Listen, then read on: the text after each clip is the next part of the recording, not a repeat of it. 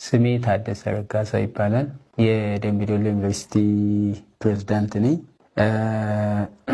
ዛሬ ወደዚህ የመጣንበት ዋናው ምክንያት እሁድ ዕለት ኢቢኤስ ቴሌቪዥን በአዲስ ምዕራፍ በሚለው ፕሮግራሙ ላይ አንዲትን የደምቢ ዶሎ ዩኒቨርሲቲ ተማሪ ነበርኩ የምትል ግለሰብ አቅርቦ እዛ ውስጥ የደምቢ ዶሎ ዩኒቨርሲቲ ተማሪ እንደነበረች አድርጎ ነው ያቀረበው። በዛ ሚዲያ ያየነው እንግዲህ በጣም የሚያሳዝን የሚደንቅ ሰው ባልተጣራ ወሬ በሌለው መረጃ አንደኛ ይሄ ተቋም ይሄ የቴሌቪዥን ጣቢያ መረጃም ከዛም ከዚህም ወስዶ እውነትን ማውጣት ነው የሚዲያ ሚና። አሁን እነሱ ያደረጉት ቀጥታ ልጅቷን እንዴት እንዳገኙ አላቅም፣ ማን እንዳመጣላቸው ምንም የተናገሩት ነገር የለም። ስለዚህ ቀጥታ ልጅቷን ሮታ ቤት የኛ ጎረቤት የሚባል አለ። እች ልጅ እኮ ትምህርት ቤቱን አልጠቀሰችም። ለምንድን ነው እናንተ ጄስት በመጀመሪያ ደረጃ እንደ ህዝብ ነው መቆም ያለባችሁ እንጂ ለምንድን ነው እናንተ ትምህርት ቤታችሁን ልትከታተሉ እንትን ያላችሁ የሞከራችሁ? እንዳለ እስካሁን ትምህርት ቤታችሁን ስማችሁን ነው ለመጠበቅ የቆማችሁ እንጂ ከኛ ጋር እናንተ ከናንተ ጋር ካልሆነ ለምንድን ነው ስማችሁ ሳይጠራ የመጣችሁ? እርሶ ሰውዬ ሰው አይደሉም እንዴ? ሴት ልጅ የለዎትም? አባ መላጣዎችን እስኪ ዘወር ብለው ይዩ። እቺ ልጅ እኮ የትምህርት ቤት ስም አልጠቀሰችም። ለምንድን ነው እንዲህ ያንጫጫችሁ? ስም እስካልጠቀሰች ድረስ እንግዲህ የዚች ልጅ እውነተኛ ታሪክ ነው ያወራችሁ። ለምንድን ነው እናንተ ውሸት እንደሆነ አድርጋችሁ ለመዘገብ የፈለጋችሁ? ለምንድን ነው ስማችሁን መከላከል የፈለጋችሁ? እንደ ሰው እንደ ህዝብ ነው እናንተ አብራችሁ መቆም ያለባችሁ ከልጅቷ ጋር እንጂ ለምንድን ነው እናንተ ስማችሁን ልትከላከሉ የተነሳችሁ? እናንተ ስማችሁን ለማጥራት ነው ቀጥታ ወደ ገደሉ የገባችሁ። እናንተ ፈስ ያለበት ዝም ላይ አይችልም። ትክክለኛ ታሪክ ስለሆነ እውነቱ ለምን ወጣ ነው ያንገደገዳችሁ። በቃ ወላሂ እሶት ግን ተምረዋል፣ ሀሁ ቆጥረዋል ነው ወይ በዝምድና ነው ከዛ ወስደው ቁጭ አድርጓችሁ? አይደብራችሁም እንዴ? ትክክለኛ ታሪክ ነው አቦ፣ አይንበጫበጩብኝ።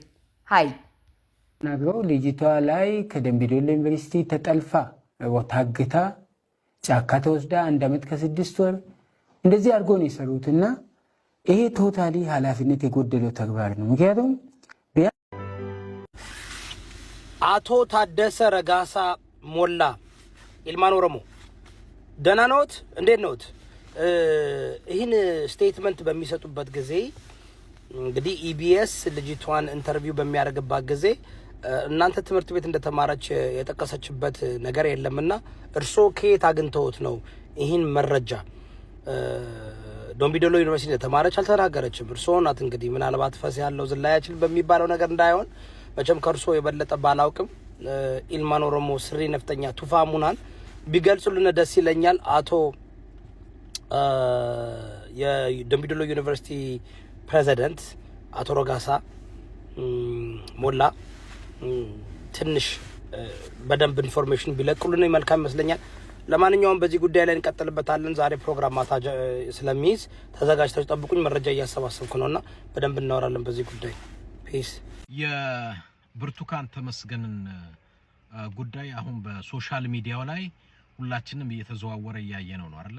በዚህ በደምቢ ዶሎ ከታገቱ ተማሪዎች አንደኛዋ ያመለጠችው ምን እንደሆነባት፣ ምን እንደተሰራባት፣ ምን እንደተደረገባት በመጀመሪያኛ እንደ ሰው እስቲ እናስብና እንደዚህ አይነት ነገር እንግዲህ ባለፈው ስፔሻሊ አብይ አህመድ ወደ ስልጣን ከመጣ በኋላ በጣም እየተስፋፋ እየታገተ ገንዘብ አምጡ አሁን አዲስ አበባም ተጀምሯል አሉ። አሁን ሰሞኑን ነው ትናንት ነው ከትናንት ወዲያ በተመሳሳይ የታገቱ ሰዎች አሉ። ስለዚህ ኦልሞስት ንግድም ቢዝነስም ሆኗል። ግን ማን ያለበት ላይክ ማንም የሚሆን የሚበቃ ኃይል አለኝ ብሎ ሁሉ ጊዜ ኢትዮጵያ ውስጥ ያለው ስርዓት ሲፎክር ሲዝት የተለያየ ነገር ሲያሳየን እንሰማለን። የውጭውን ጠላት እንትወውና ውስጥ እዛው መሃል ከተማ ስርዓቱ መንበሩን ባስቀመጠበት ያለ ህዝብ እኮ በሰላም ወጥቶ መግባት አልቻለም። እየታፈኑ 1.5 ሚሊዮን አምጡ፣ ይሄን ያህል አምጡ። ይሄ ነገር አልቆመም። ትናንት ከትናንት ወዲያ የተካሄደ ጉዳይ ነው። ከዚህ ሁሉ ግን የሚዘገንነው ለሴት እህቶቻችን ገንዘብ ከመጠየቅ አልፎ እየደፈሩ መድፈራቸው ብቻ ሳያንስ በጣም ለመናገርም ለመስማትም ለማየትም የሚዘገንኑ ነገሮች እየተደረገባቸው እንዳለ በብርቱካን ተመስገን በኢቢኤስ ላይ ቀርባ ያየነውና የሰማነው ምስክርነት በጣም የሚያሳፍር የሚያሳዝን እንደው እንደ ኢትዮጵያዊ ነኝ ብሎ ለማውራት እንኳን በጣም የሚያሸማቅቅ ጊዜ ላይ ደርሰናል። በእርግጥ ይሄ አዲስ አይደለም። ከዚህ በፊት በትግራይ እህቶቻችን ላይ ስለመደፈር ስናወራ አብዛኛው ሰው ፖለቲካ ያደረገ አንዳንዱም በዝምታ አንዳንዱም ኢግኖር ያደረገ አንዳንዱም ውሸት ነው እያለ ሲዘግብ የነበረ ነው። ዛሬ በሶሻል ሚዲያ ላይ ወጣችሁ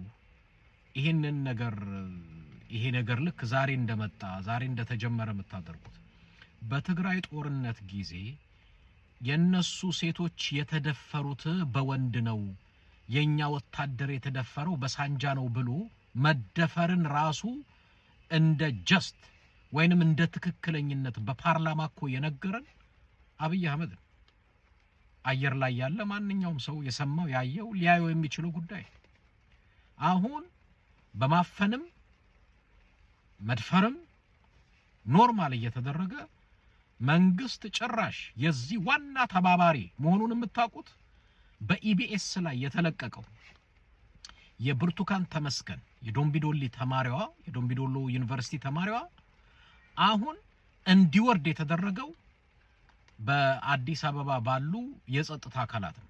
ኢቢኤስ ደውለው አንደኛዋን ጋዜጠኛ እንደምትባረር ሁላ አስፈራርተዋታል። ይሄ ጉዳይ መነገሩ አሳፍሯቸዋል። እነ ብርሃኑ ጁላ ዋሽተዋል። ኦፍ ኮርስ ይሄንን ጉዳይ የኦሮሚያ ክልላዊ መንግስት ሲያስተባብል ሲዋሽ ነበር። አሁን ዶምቢዶሎ ዩኒቨርሲቲ መግለጫ ወጣው። እንደዚህ አይነት ተማሪ አናቅም፣ ከናንተ ምንም አንጠብቅም። እናንተ ላለፉት 6 አመታት ከዚህ ስርዓት ጋራ ያልተሰራ ወንጀል በግልጽ ሰው እሳት ውስጥ ሲጠበስ ተዘቅዝቆ ሲሰቀል ሲደፈር በመከላከያው በማህበረ ዴጎ የትግራይ ህፃናት ወጣት ልጆችን ጭንቅላት እየመታ መከላከያው ጉድጓድ ውስጥ ሲጨምር በአይናችን ያየነው የሰማነው። እኔ በጣም የሚያስታውሰኝ ብዙዎቹ እየተከሰሱት ጌታቸው አሰፋ የሚባል በኢህአዴግ ጊዜ የደህንነት ኃላፊ ነበር እና ብዙ ሰው ስሙን ሲያጠፋው ሰማ ነበር። አንዳንዶች ኮዳች ብልታችን ላይ ኮዳ ያንጠለጥል ነበር ሲሉ ሁላ ሰማ ነበር ጌታቸው አሰፋ በሚባል የደህንነት ኃላፊ ላይ። እኔ ዛሬ ላይ ሳስበው ጌታቸው አሰፋ ልክ ነበር እንዴ?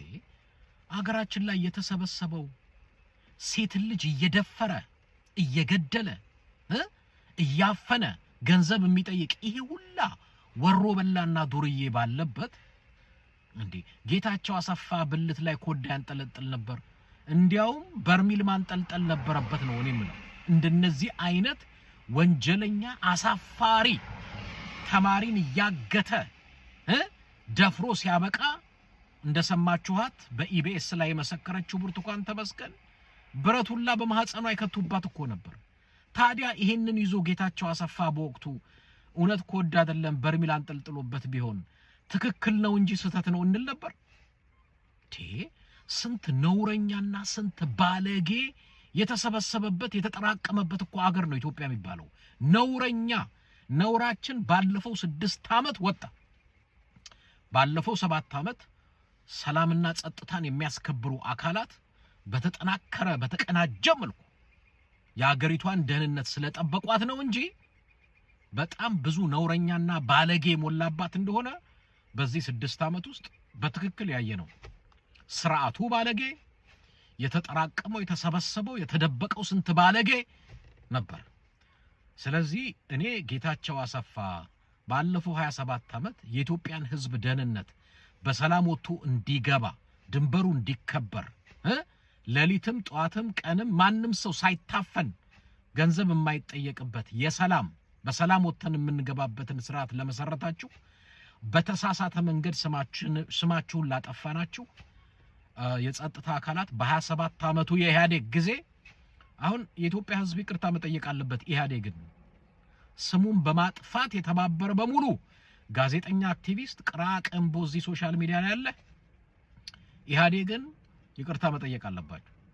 እኔ በእውነቴን ነው እነጌታቸው አሰፋ መሸለም የሚገባችሁ ናቸው ነው። አንተ ደግሞ ያዙ ይልቀቁኛልክ ዘመዶች ደህና ነገር እንደሰሩ ታወራለህ እንዴ? በአላ ዘመዶችማ የከፋት ጥግ በ27 ዓመት የከፋት ጥግ የሰራችሁትን ይሄው አሁን ዋጋ እየተከፈለ ነው። ገባህ አይደል? ዘመዶች የዘሩት መርዝ ነው እስካሁን ድረስ ኢትዮጵያ ላይ ያለው። ይሄው 6 ዓመት የሚያየ ነው። ደግሞ እናንተ የዘራችሁት መርዝ ነው። ያብዬን ወደምዬ የሚባል ነገር አለ። አንተ ሰባዊነት ሰው አይደለህም እንዴ? እንደ ሰባዊነት ተሰብ እንጂ ለምንድን ነው ይቅርታ ምን ጠይቃችሁ? ይቅርታ ምን ጠይቃ ምን አርጋችሁ እንዴ? ያልሆነውን ሆነ እያላችሁ የውሸት ታሪክ አምጥታችሁ እንትን ብላችሁ አይደል እንዴ ሰውን እያባላችሁ ያላችሁ? ታው እንጂ ዝም ሲባል አንተ ምሁር ነኝ ብለህ አትሰብ። አክቲቪስት ምናምን ይቅርታ መጠየቃል። እናንተ 27 ዓመት የዘራችሁት ነው አሁን እየገነፈለ እየወጣ ያለው። አይኖ አሁን ያለው መንግስትም በስቷል፣ ግን ቢሆንም የእናንተ ደግሞ እዚህ የከፋ ነው። ግን በጣም ያሳዝነኝ ደግሞ አንድ ማህበረሰብ አለ በሁለቱም መሃል እየተቦጠቦጠ እንደዚህ እንደ ብርቱካን አይነት ሴት ልጅ ወጣ ማትገባባት ሀገር ነው ያለችን። ደግሞ ይቅርታ ይላል እንዴ? እናንተ ይቅርታ የምትባሉት የእናንተ ቢወሳ የእናንተ ቢነሳ ብዙ ታሪክ አለ። ብዙ የበደላችሁ የተሰቃዩ ብዙ እኔ መናገር ማልፈልገውን ነገር እንድናገር አትገፋፋይ ብሮ። ይቅርትና ሂድና እዛው ከፈለክ እንትን በል። ግን የሴት ልጅ ጥሰት ይቆም ነው ትልቁ ፖይንቱ። እቺ ብርቱካን የደረሰባት ነገር በጣም ነው የሚያሳዝን። በጣም ነው እንትን የሚል ብርቱካን የ17 ሳይሆን የኢትዮጵያ ህዝብ በሙሉ ሴት ድምጽ የምትሆን ጀግና ናት። ጀግና ለምን ያለውን ነገር ቁልጭ አርጋ ወጣለሽ። አላህ ይስጣት። ከዚህ በኋላ ደግሞ ሁላችንም እንደ ሴት ድምጽ እንሆናታለን። ምክንያቱም ነገ ጧትም እኔም እንደሷ ሊደርሰኝ ይችላል ብዬ ስለማስብ ለሷ አይደለም ድምጽ ሆነው እኔ ለራሴ ለነፍሴ እንደ አንድ ኢትዮጵያዊ ሴት ስለሆንኩ ይቅርታ ጠይቁ ይላል። ደግሞ እንዴ ዝም በል በአላህ ዝም። አፋችሁን አትዝጉ፣ አፋችሁን አትክፈቱ። እናቃለን ምን እንደሰራችሁ። እንግዲህ በእኛ በተወለድንባት ሀገር ነው የሰራችሁት። እናቃለን። ከሞላ ጎደል ቢሆንም እናቃለን። ዝምታ መልስ ነው። በአላህ ያሉ ነገር አትቀባጥር። መሸለም የሚገባችሁ በዚህ 6 ዓመት ስንት ነውር አየን፣ ስንት ነውር ሰማን። እንደዚህ አይነት ሰዎች በመካከላችን ነበሩ ወይ እስክንል ድረስ እኮ በጣም ያሳፍርና የሚያሳዝን ነው በሴት እህቶቻችን ላይ ይሆን ያለው። ብዙዎቻችን ድምጽ ማሰማት አንፈልግም፣ ጸጥ ዝም አይደል? ምክንያቱም ለምን ተሰደቡ፣ ለምን እንደዚህና እንደዛ ተባሉ? ማንም ምንም ይበል። ኢትዮጵያ ውስጥ ያለ እህቴ አይደለችም ተደፍራ ነውር እየተደረገባት አይደለም። ለምን ኬንያ ውስጥ ለምን ጃፓን ውስጥ አይሆንም? እንደ ሰው ማሰብ ከቻልን ያቺ እህታችን ናት፣ ልጃችን ናት፣ እናታችን ሚስታችን ልትሆን የምትችል ናት። በየትም ቦታ ላይ የምትሆነው እንደዛ ብለህ አስብ። እህቴ ብትሆን፣ ሚስቴ ብትሆን፣ ልጄ ብትሆን፣ እናቴ ብትሆን እያልክ አስብ። ስለዚህ ለብርቱካን ተመስገን ኦፍ ኮርስ ድምጽ እንሆናለን፣ ድምጿን እናስተጋባለን፣ እናሰማለን። ይሄ ስርዓት ደግሞ የህዝባችንን ሰላምና ጸጥታ ለመጠበቅ የሴት እህቶቻችንን በሰላም ወጥተው በሰላም የሚገቡበትን ስርዓትም ስለሌለ እኔ የምጠይቀው የኢትዮጵያ ህዝብ በአንድ ድምጽ ሆኖ አትሊስት ለህልውናችን ሁላችንም በአንድ ላይ ድምጻችንን ማሰማት የምንችልበት ነው። ስጋት ነው። እኔ ሁሉ ጊዜ በተደጋጋሚ እየተናገርኩ ያለሁት የሚቆም ነገር አይደለም።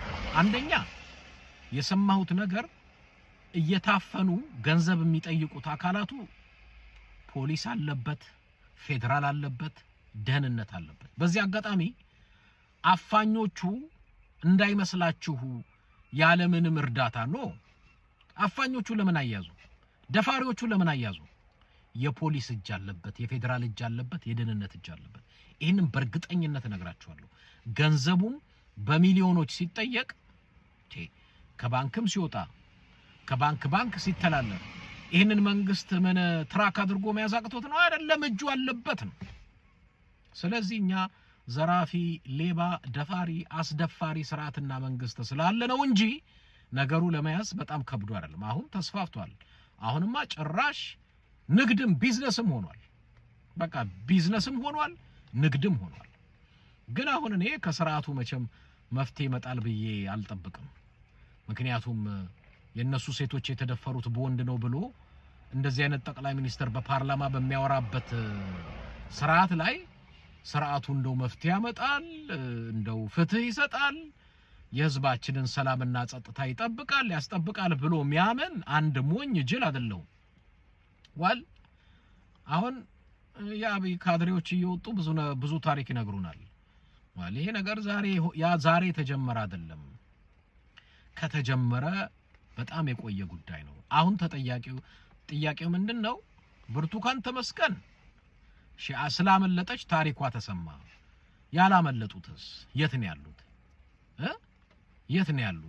የት ነው የደረሱት አሁን ይሄን ጥያቄ የሚያነሳ ኢትዮጵያ ውስጥ አንድ ሰው ቢያነሳ ያስሩታል ምክንያቱም ያፈናሉ እንደዚህ አይነት ነገር እንዳይወራ ለምን አወረዳችሁት የብርቱካን ተመስገንን ታሪክ ወዲያው እንዲወርድ ወዲያው እሷን ኢንተርቪው ያደረጉ በሙሉ በስልክ ተደውሎ ማስጠንቀቂያ ሁላ እንደተሰጣቸው ነው የሰማነው እና እናውራ እኛ በቃ ይሄ ነገር እንዳይወራ ይሄ ነገር እንዳይሰማ የነሽመልስ አብዲሳ ጉድ እንዳይወጣ ይሄ ኮሬ ነገኛ ነው የሚባለው ኦሮሚያ ክልል ያለ ያፈነ እየገደለ እየደፈረ ያለ እንደዚህ አይነት ግሩፕም አለ እነሽመልስ ያቋቋሙት እና አብይ አህመድ ገንዘብ የሚደጉሙት ግሩፕ አለ አፋኝ ገዳይ አይ ቲንክ በቴ ኡርጌሳ የሚባል አንድ የአብይ አህመድ ተቋሚ ፖለቲካ ድርጅት እሱም መቂ ላይ አውጥተው የገደሉት እነሱ ናቸው ነው የሚባለው ስለዚህ እኔ ምንድነው አይ ቲንክ እንደ ህዝብ ሁሌ ደጋግሜ የምለው ምንድነው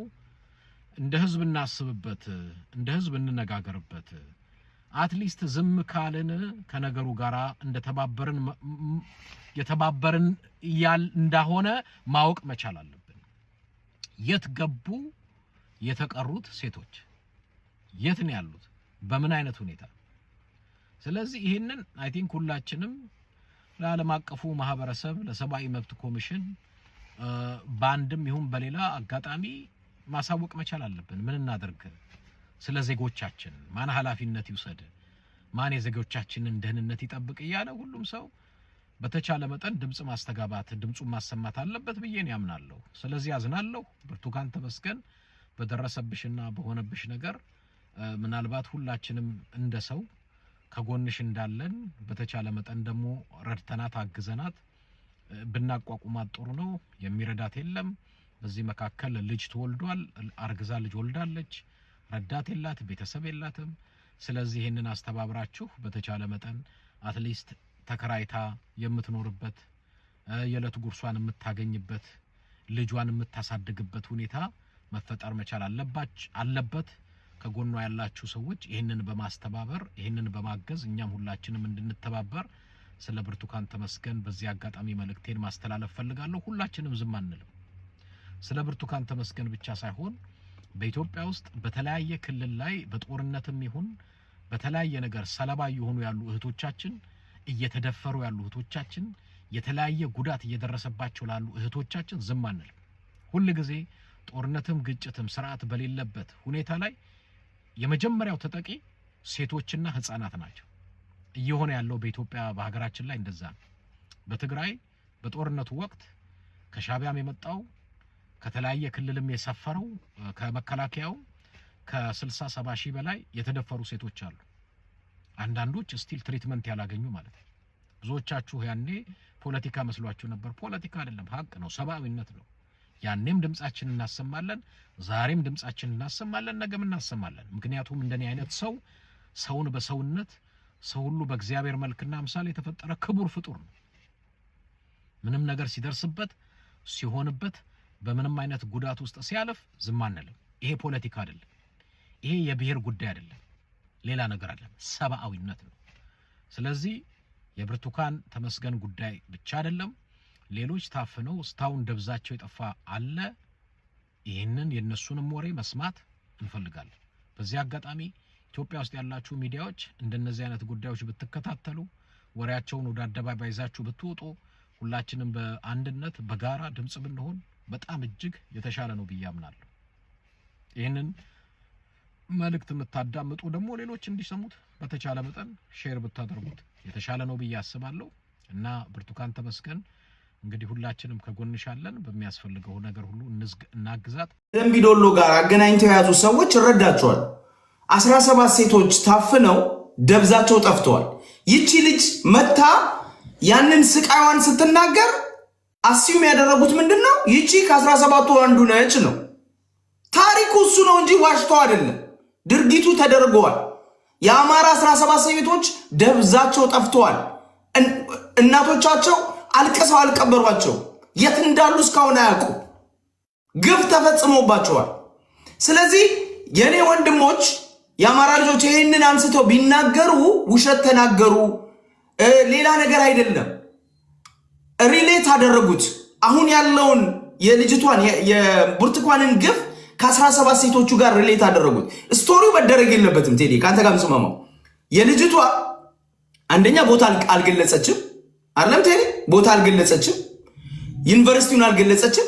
የኛ ልጆች ተጠንቅቀው ማድረግ ነበረባቸው። ግን ይቺን ይዘው እነ ወንድሜ እነ መስፍን ፈይሳ እና ያና ልክ ውሸት እንደሆነ አማራ እንዳልተበደለ ለፖለቲካ ፍጆታ እንደምንጠቀምበት አድርገው ሲያወሩ ከገደሏቸው በላይ እዛ ከሚገሏቸው ከሚያቆስሏቸው በላይ እኛን ያቆስለን። እኔ ነው የሚሰማኝ። ቴዲ ምን መሰለህ፣ ትክክለኛ ነገር በዚህ ደረጃ ነው መገለጽ። ኦኬ አንዴ ልጅ በዚህ ደረጃ ስቴት ስፖንሰር የሚለው ለ30 ሰከንድ ላጠቃ። እኔ መደፈር ኢትዮጵያ ውስጥ እንደ ካልቸር አለ የነበረ ስቴት ስፖንሰር የሚባለው መሰለህ በጸጥታ ኃይል መደፈር ገብቷል። በጅምላ መታፈን ኢትዮጵያ ውስጥ አንተ እኔ ባደኩበት ቴዲ ቶሌራው በወያኔ ዘመን 100 ሰዎች ታገቱ። ሰምተህ ታውቃለህ? ዜና 200 ሰዎች ታገቱ፣ ሚሊዮን ብር ተገለው ተገኙ። ሰምተህ ታውቃለህ? እኔ ባደኩበት አልሰማሁም። የመጣው አብይ አህመድ ሲመጣ ነው። ይሄ መጣው ስቴት ስፖንሰር ጄኖሳይድ ነው።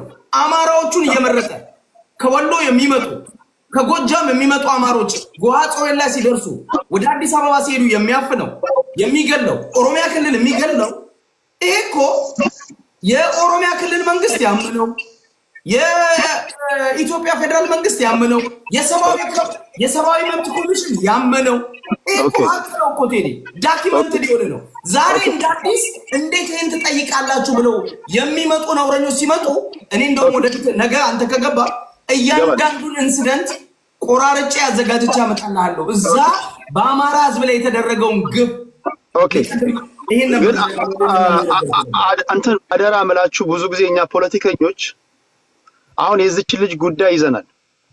በዚች ልጅ ጉዳይ አድምተን ሳንጨርስ እዚህና እዛ ስንረግጥ የዚች ልጅ ጉዳይ ይረሳል። አሁን ይሄ ፖለቲካ ለአንድ ሰዓት ባቆየው ሌላ ወላሂ ቦታ አልመረጠችም፣ ግን አንጫጫቸው። ቦታ ሳትመርጥ እንደዚህ ያበዱ። እች ልጅ ቦታ ብትገልጽ ኑሮ ወላሂ ኢትዮጵያ በአንድ እግሯ ነበር የምትቆመው ማለት ነው። ምንድነው እንዲ ምንድነው የሚባለው? ዩኒቨርሲቲማ ራሱን ለመከላከል የማያደርገው ጥረት የለም። በፈጣሪ ሰው እንዴት እንደዚህ ይንበጫበጫል? እውነት ናት። እውነትን የፈለገ ነገር ቢሆን ቀብራችሁ ልትሏት አትችሉም። አሁንም እያየዋችሁ ነው ፉን የምትሉ ሰዎች። እውነት ግን አትቀበርም። እውነት ትወጣለች። ገባችሁ? እንደዚህ ግፍና መከራ እየሰራችሁ ያለ ኢትዮጵያ ላይ ግፍ ይወጣል። አዲስ አበባ ላይ ከወጣት እየታፈነ ነው። ማናቅ ይመስላችኋል? ብቻ ግን ግፍ መቼም ይወጣል። ግፍ ሰርቼ ይደበቅልኛል ምናምን ያለንበት ዘመን በጣም የረቀቀ ዘመን ነው። ስለዚህ ይወጣል። ግን አሁንም ፍትህ ለእህታችን፣ ሁላችንም ሴት ነን። ፍትህ ለሴት እህቶቻችን፣ በቃ ፍትህ ይሰጠን። አጀንዳ ውስጥ እንዳንገባ አደራ። ህዝብ ማድመጥ ያለበትን ነገር አለን የምትሉትን ነገር በዚህ በመደፈር ጉዳይ ላይና በዚህ ላይ ብቻ እናደርገው። ወደ ሌላ ቦታ ከገባን እችም እንደሌሎች ሁሉ ድምጽ ታጣለች። ድምጽ የሚሆንላት እንዳታጣ